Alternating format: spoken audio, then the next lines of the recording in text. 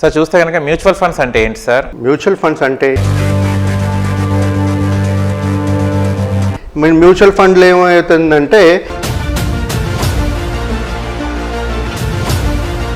చాలామంది ఏమనుకుంటారంటే మ్యూచువల్ ఫండ్లో ఇన్వెస్ట్ చేస్తే 12 to 15% వస్తుంది అంటారు రిటర్న్స్. కానీ అసలు ఎక్కడ ఇన్వెస్ట్ చేస్తున్నారు?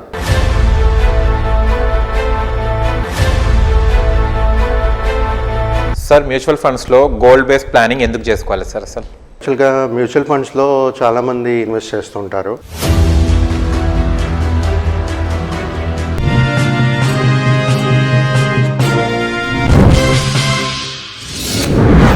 సార్ మ్యూచువల్ ఫండ్స్లో గోల్డ్ బేస్ ప్లానింగ్ ఎందుకు చేసుకోవాలి సార్? అసలు పప్పు గారు, యాక్చువల్గా మ్యూచువల్ ఫండ్స్లో చాలామంది ఇన్వెస్ట్ చేస్తుంటారు. ఏం గోల్డ్ లేకుండా ఏదో నేను సేవ్ చేయాలి, ఇన్వెస్ట్ చేయాలి, నా ఫ్యూచర్కి పనిచేస్తుందని చెప్పి చేస్తుంటారు కొంతమంది.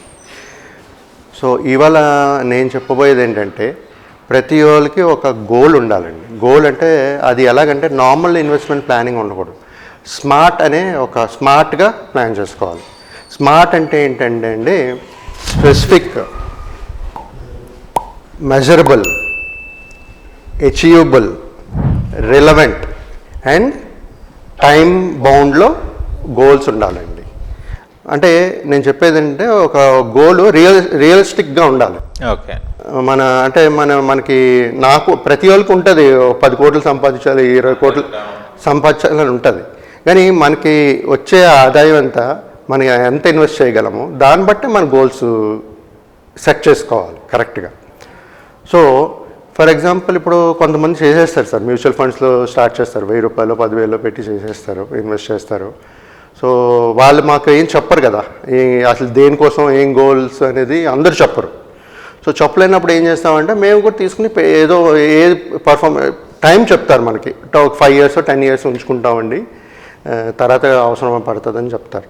సో ఆ బేస్ మీద మేము ప్లాన్స్ సజెస్ట్ చేస్తాం.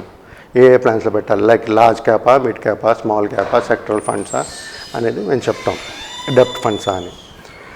సో ఇక్కడ ఏమవుతుందంటే సార్, ఇప్పుడు అలా గోల్ లేకుండా ప్లాన్ చేస్తారనుకోండి, ఫస్ట్ మనం ఇన్వెస్ట్ చేసేది దేనికి? డబ్బులు కావాలి, ఎప్పుడో అవసరం వచ్చినప్పుడు మనం వాడుకోవాలనేది కదా. సో అంటే అక్కడ ప్లాన్ ఉండాలి. అంటే దేనికి కావాలి అసలు డబ్బులు? అలా లేనప్పుడు మనకి అసలు డబ్బులు ఎందుకు వేస్తున్నావో తెలీదు, డబ్బులు ఎందుకు వాడాలో తెలియదు, అంటే ఎప్పుడు తీసుకోవాలో కూడా తెలియదు కదండి. చాలామంది డబ్బులు వచ్చింది అనుకోండి, సడన్గా ఏం చేయాలో తెలియదు వాళ్ళకి ఉన్నారు, చాలామంది ఉన్నారు అలాగా. సో ఇప్పుడు గోల్ బేస్డ్ ఎందుకు చేయాలనేది మాట్లాడుకుందాం సార్. సో ఫర్ ఎగ్జాంపుల్ ఒక గోల్ బేస్డ్ అంటే రిటైర్మెంట్ ఒకటి ఉంది, retirement planning, education planning, children marriage planning అనుకుందాం సార్. ఈ 3 ఎగ్జాంపుల్స్ తీసుకుందాం. రిటైర్మెంట్ ప్లానింగ్ అంటే ఫర్ ఎగ్జాంపుల్ 1 కోటి రూపాయలు 2 కోట్లు కావాలి వాళ్ళకి, ఇక్కడ నుంచి ఒక 20 years తర్వాత కావాలి అంటే అక్కడ గోల్ క్లియర్గా ఉంది. అంటే 20 years నాకు టైం ఉంది, నేను పెట్టిన ఇన్వెస్ట్మెంట్ నాకు ఇప్పుడు అవసరం లేదు, 20 సంవత్సరాల తర్వాత నాకు అది కావాలి, నేను రిటైర్ అయిపోతాను, ఇంట్లో కూర్చుంటాను, నాకు ఇవాళ నా ఖర్చులు ఏదైతే ఉందో నాకు అది సరిపెట్టే ఇన్కమ్ నాకు తెచ్చి పెడుతుంది, నాకేం ప్రాబ్లం ఉండదు, నాకు రిటైర్మెంట్ కావాలనేది ఒక గోల్ డిఫైన్ చేసుకుని ఇన్వెస్ట్ చేస్తారు. అంటే అక్కడ ఒక గోల్ డిఫైన్ అయిపోయింది సార్. రిటైర్మెంట్ టైంలో 20 సంవత్సరాల తర్వాత నేను తీసుకుంటాను, నాకు అంతవరకు అక్కల. అది అయిన తర్వాత ఇప్పుడు ఎడ్యుకేషన్కి వెళ్దాం. పిల్లల education, that is one of the second important factor అండి. పిల్లల ఎడ్యుకేషన్ ఫర్ ఎగ్జాంపుల్ జనరల్గా 15 years ఉంటుంది, లేకపోతే 10 years టైం ఉంటుంది. కొంతమంది స్టార్టింగ్లోనే స్టార్ట్ చేస్తారు. సో అలాంటి వాళ్ళకి ఒక 18-20 years ఉంటుంది, లేకపోతే మధ్య స్టార్ట్ చేసి 15-10 years జనరల్గా టైం ఫ్రేమ్ ఉంటుంది అసలు. సో వాళ్ళకి కూడా ఎంత కావాలనేది డిసైడ్ చేసుకోవాలి. ఇప్పుడు ఎడ్యుకేషన్ చూసుకుంటుంటే ఇప్పుడే నాకు తెలిసి లక్షల్లో ఉన్నాయండి. ఓకే, హయ్యర్ ఎడ్యుకేషన్ గురించి మాట్లాడుతున్నాను, ఈ లోవర్ ఎడ్యుకేషన్ కాదు, 10th తర్వాత, after 10th. Okay, higher education ప్రతిదీ చూసుకుంటే సార్, దగ్గర ఇంజనీరింగ్ చేయాలనుకుంటే, ఫర్ ఇంటర్ కూడా వదిలేయండి, డిగ్రీ ఇంజనీరింగ్ ఏదో చేయాలనుకుంటే బయట ఏదో మంచి కాలేజెస్కి వస్తే దగ్గర 30 నుంచి 50 లక్షలు అవసరం పడుతుందండి. సో దాని పరంగా మనం ఈరోజు ఎంత ఇన్వెస్ట్ చేయాలి, మనం 50 లక్షలు కావాలి అంటే నా దగ్గర 15 సంవత్సరాలు టైం ఉంది అనుకుంటే ఎంత ఇన్వెస్ట్ చేయాలి, ఎంత ఇన్వెస్ట్ చేస్తే నాకు అంత డబ్బులు వస్తుంది ఆ టైంలో. అదొకటి ఇన్వెస్ట్మెంట్ ప్లానింగ్. అలాగే మ్యారేజ్ కూడా సింపుల్.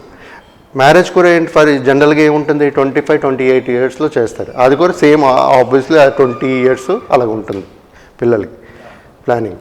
ప్లానింగ్ ఎవరు చేయలేదనుకోండి లాస్ట్ మూమెంట్ వరకు తక్కువ టైం ఉంటుంది, అది మనం ఏం చేయలేం. అది ముందు నుంచి ప్లాన్ చేసుకుంటే ఈజీగా అవుతుంది వాళ్ళకి ఆ గోల్డ్ అచీవ్మెంట్. లేదంటే కష్టం అవుతుంది, అంటే ఎక్కువ ఇన్వెస్ట్ చేయాల్సి వస్తుంది, తక్కువ టైంలో ఎక్కువ ఇన్వెస్ట్ చేయాల్సి వస్తుంది గోల్స్ రీచ్ అవడానికి. సో ఫర్ ఎగ్జాంపుల్ ఇలా గోల్స్ బేస్డ్ ఇన్వెస్ట్మెంట్స్ చేసుకుంటూ వెళ్తే మంచిదండి. ఫర్ ఎగ్జాంపుల్ ఎవరైనా ఇన్వెస్టర్ ఉన్నాడు, చేస్తున్నారు, ఇదన్నిటికీ ఇవన్నీ కాకుండా నార్మల్గా చేస్తున్నాడు ఇన్వెస్ట్మెంట్స్. సో ఫర్ ఎగ్జాంపుల్ 1 లక్ష రూపాయలు, కోటి రూపాయలు retirement fund, education 50 lakhs, marriage ఒక 50 lakhs, దగ్గర 2 కోట్లు మొత్తం. సో ఒకే దాంట్లో అది ఏం గోల్ బేస్డ్ లేకుండా ప్లానింగ్ చేసి ఇన్వెస్ట్మెంట్ స్టార్ట్ చేస్తాడు, మ్యూచువల్ ఫండ్స్ చేస్తుంటాడు. చిన్నగా is a private employee, is working with some IT కంపెనీయో నాన్ ఐటీయో ఎక్కడో అనుకోండి. సడన్గా 1 year 2 years తర్వాత తనకు జాబ్ లేదు, ఆయన కట్టలేడు. అప్పుడు ఏం చేస్తారు, ఇన్వెస్ట్మెంట్స్ ఆపేసుకోవాలి.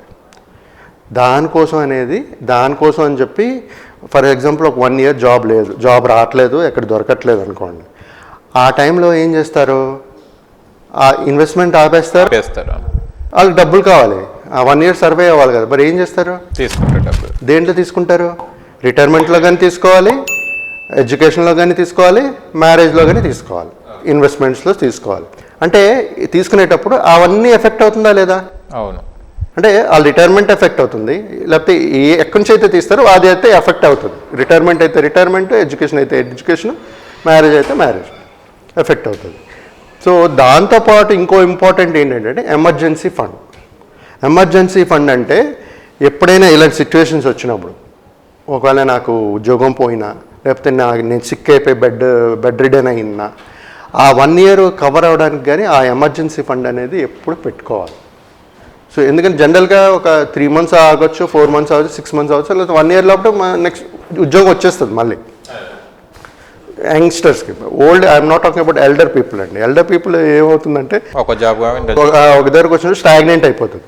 సో అందుకే ఇన్వెస్ట్మెంట్స్ చిన్నప్పటి నుంచి యంగ్ నుంచి స్టార్ట్ చేసుకోవాలి, ఎమర్జెన్సీ ఫండ్ అనేది ఉంచుకోవాలి. సో ఈ 3 మీరు సిప్ ఆపేసుకుంటారు కానీ అక్కడి నుంచి రిడీమ్ చేయరు, మీరు అమౌంట్ తీయరు.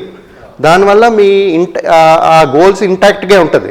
కాకపోతే ఏమవుతుందంటే ఆ 1 year మీరు కట్టరు కదా, నెక్స్ట్ ఇయర్ మీకు ఉద్యోగం వచ్చినప్పుడు ఏం చేస్తారు, అప్పుడు మీరు ఆ 1 year ఏదైతే మీరు కట్టాల్సిందో ఆ నెక్స్ట్ 2 yearsలో 3 yearsలో యాడప్ చేస్తారు. సో మళ్ళీ మీ గోల్ ట్రాక్లోకి వచ్చేస్తుంది.